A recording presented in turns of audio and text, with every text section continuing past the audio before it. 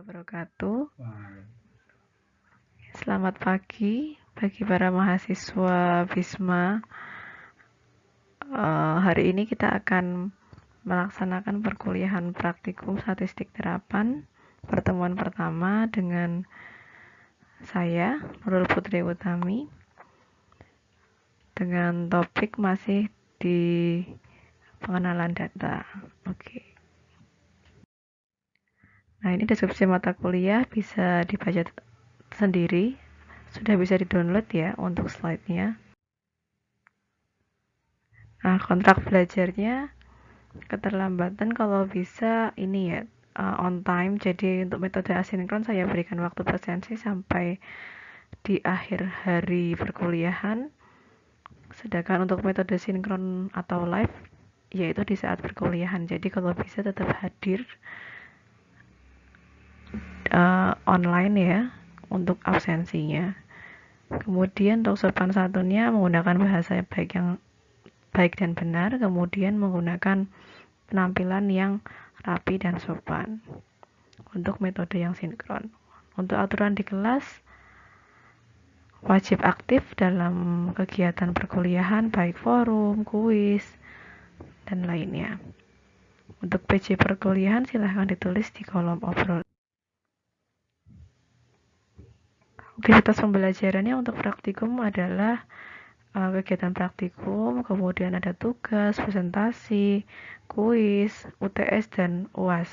Semuanya memiliki poin dalam penilaian sehingga wajib diselesaikan sehingga nilainya bisa maksimal.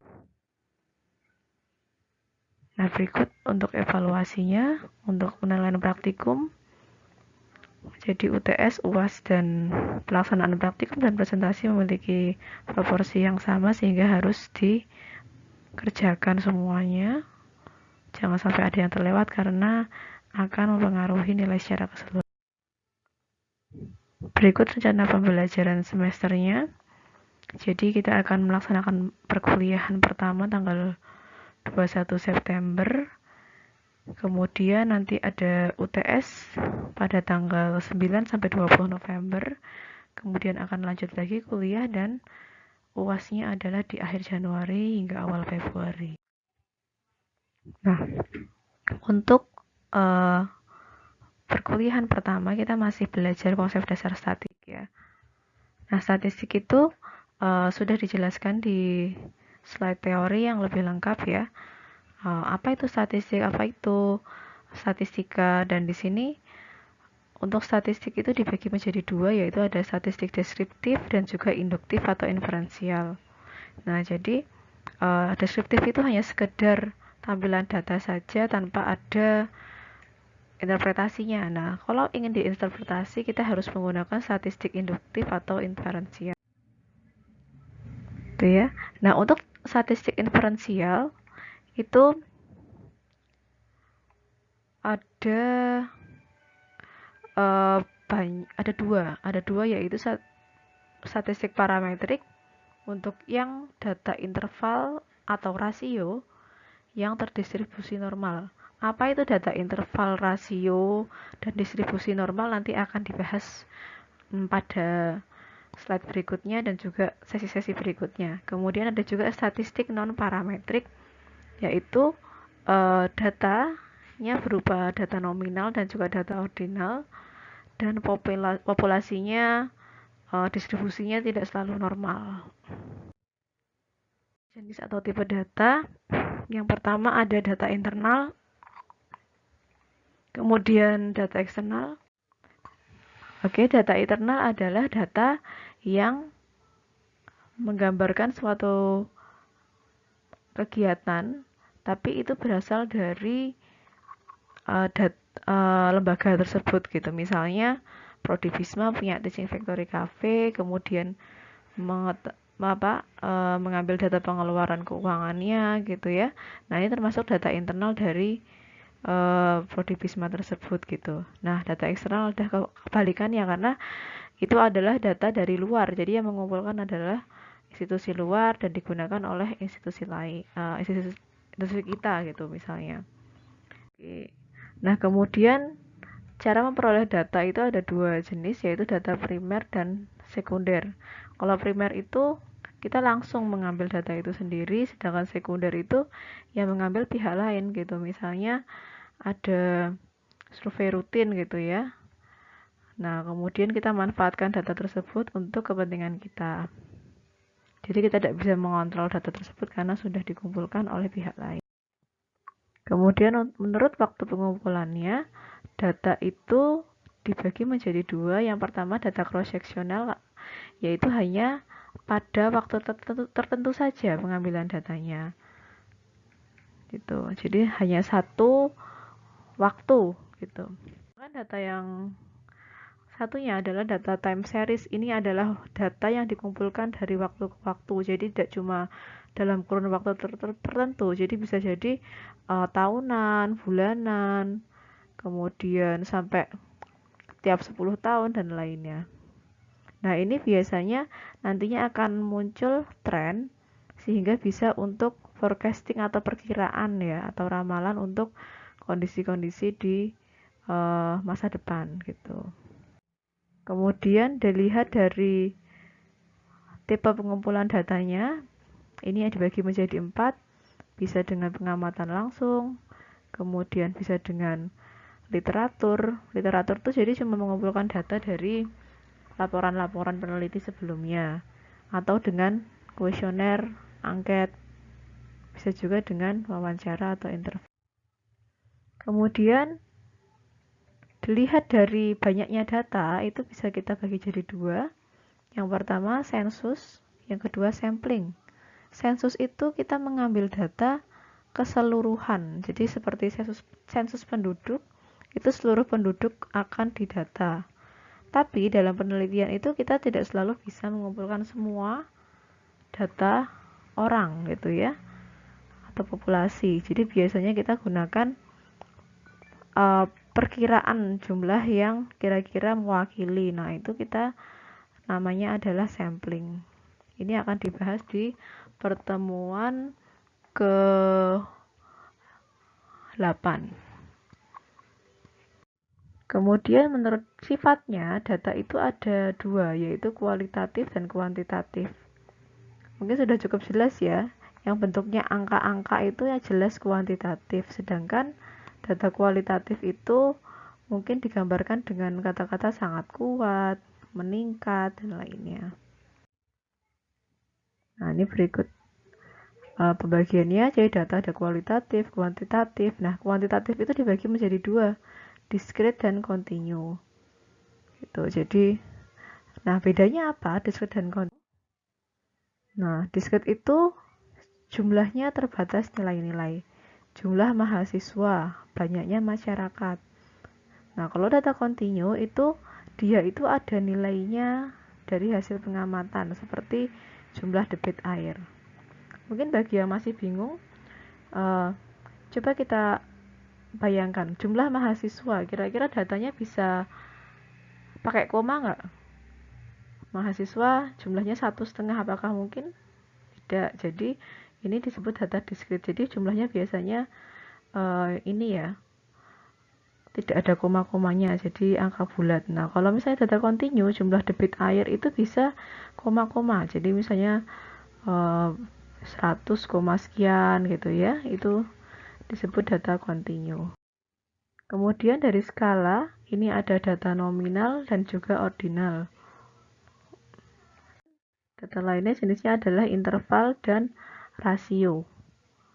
Nah, mungkin bisa ini ya didalami lagi. Nah, untuk data nominal dan ordinal itu bedanya adalah di tingkatannya. Untuk data nominal itu contohnya adalah jenis kelamin.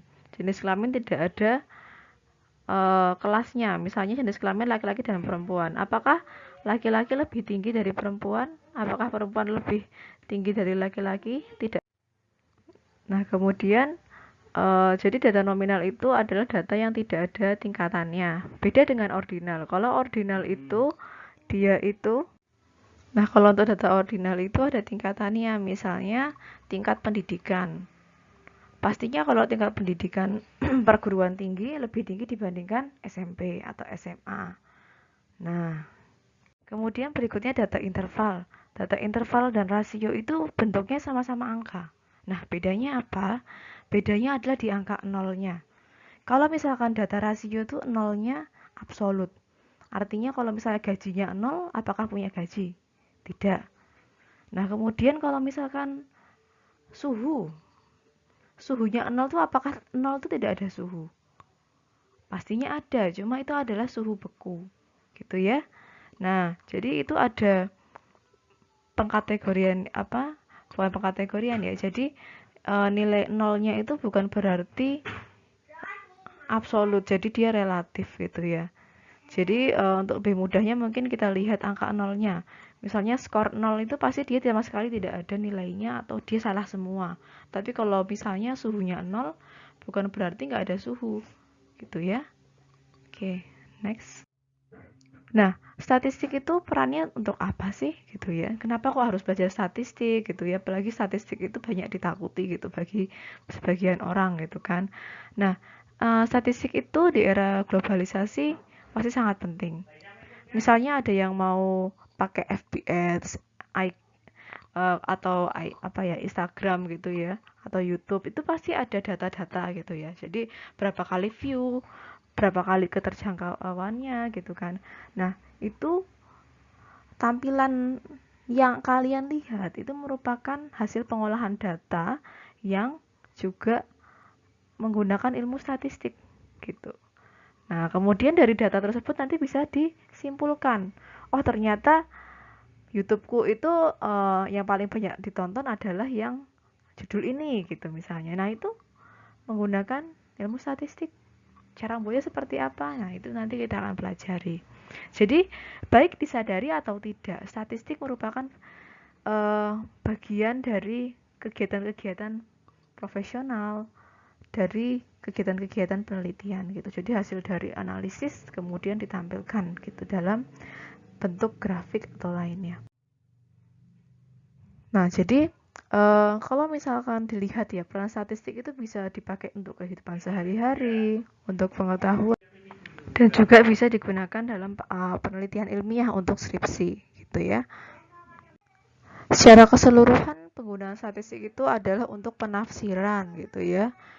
Penafsiran, gitu ya, tafsirkan. Jadi, kalau misalkan data itu bentuknya angka, misalnya yang nonton YouTube-mu itu 10, gitu ya. Besok 100 gitu. Nah, itu maksudnya apa gitu. Kalau misalnya diolah dengan ilmu statistik itu jadi artinya ada peningkatan. Nah, itu adalah penafsiran atau kesimpulan. Nah, itu adalah penggunaan ilmu statistik. Tapi dalam statistik itu juga ini ya perlu diperhatikan ya. Jadi kan itu digunakan untuk pengambilan keputusan. Jadi misalnya, oh ada peningkatan atau ada penurunan. Nah, kalau ada penurunan, kemudian keputusannya apa? Oh mungkin perlu menambah konten yang lebih kreatif lagi gitu kan. Nah, kemudian dalam statistik itu ternyata ada hal yang namanya kebohongan statistik. Kenapa kok bisa timbul kebohongan? Ternyata itu karena tidak diterapkan secara tepat. Jadi misalnya ada yang ditutup-tutupi gitu ya dengan data-data yang ada yang di apa ya tidak disajikan dan lainnya gitu ya. Jadi ini ya ada beberapa yang dia itu menutup-nutupi gitu kan dengan tampilan statistik yang wow. Jadi misalnya wah COVID di Indonesia tuh menurun gitu kan. Padahal mungkin secara angka menurun, tapi secara proporsi atau mungkin secara kematian itu meningkat. Jadi ada yang nggak jujur gitu ditampilkannya gitu kan.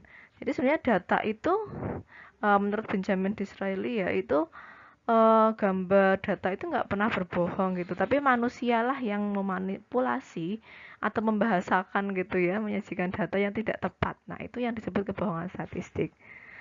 Nah jadi dalam penggunaan statistik itu kenapa kok harus belajar statistik gitu ya? Karena kita harus belajar proses yang benar gitu ya. Proses mendapatkannya, mengolahnya, menyajikannya itu harus jujur dan caranya tepat supaya tidak menimbulkan kebohongan-kebohongan statistik ini gitu ya.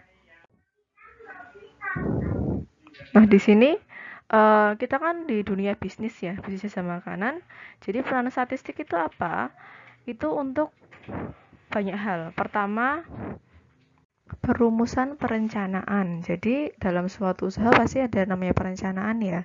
Nah, dalam suatu perencanaan itu kita harus mungkin sebelumnya kita kumpulkan data-data dulu gitu ya. Apa yang ada gitu kan. Kemudian kalau misalkan kita membuat rencana pastinya sesuai dengan kemampuan. Misalnya kita pengen produksi 100 gitu ya. Nah, ini sesuai nggak dengan kemampuan kita gitu. Nah, itu kan kita harus cari gitu ya informasi atau data gitu. Jadi sebenarnya dengan kondisi karyawan sekian itu bisa produksinya berapa banyak gitu kan. Nah, seandainya kan kita mau meningkatkan jumlah produksi gitu. Nah, berapa karyawan yang harus kita tambah? Nah, itu kita bisa gunakan dengan ilmu statistik gitu kan. Jadi misalnya, oh dengan setiap penambahan sekian produk, jadi ada perlu penambahan N orang gitu. Nah, itu yang sering digunakan. Jadi supaya apa ya, efisien gitu ya, jangan sampai pemborosan gitu. Misalnya, wah kita yang produksi 500, wah jadi dari karyawan kita 10 itu cuma bisa produksi 100. Jadi kalau 500 dikali 5, apakah benar? Nah, itu kan belum tentu benar. Jadi kita perlu lihat data-data yang ada, kemudian dianalisis sehingga tahu oh ternyata tidak perlu meng-hire tambahan terlalu banyak karena terlalu banyak pun juga ternyata tidak efisien juga hasilnya gitu. Nah, kemudian dengan statistik itu juga kita bisa semacam meramalkan gitu ya. Meramalkan seberapa hmm, aku apa namanya? Seberapa tingkatan mungkin konsumsi pada tahun sekian gitu kan. Nah, kemudian hal ini tuh bisa dijadikan dasar, misalnya kalian sebagai manajer ya, untuk mengambil keputusan. Jadi, karena dengan statistik itu kita bisa melihat gambaran atau tren. Jadi misalnya trennya naik terus tuh. Nah, jadi kita bisa tentukan, wah ternyata trennya tuh kalau misalnya pas bulan puasa itu apa ya?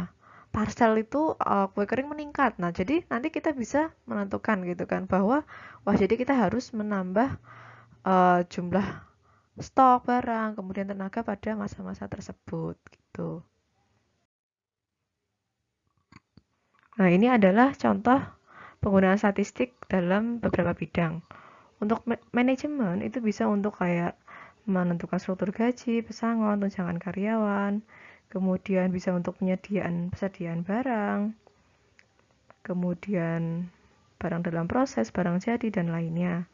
Ada juga untuk evaluasi produktivitas karyawan gitu, atau kinerja perusahaan. Kemudian untuk akuntansi mungkin nanti ya bisa diperdalam di mata kuliah akuntansi. Mungkin yang penting lagi untuk pemasaran gitu ya. Ini penting sekali statistik itu digunakan karena untuk dasar pengembangan produk gitu.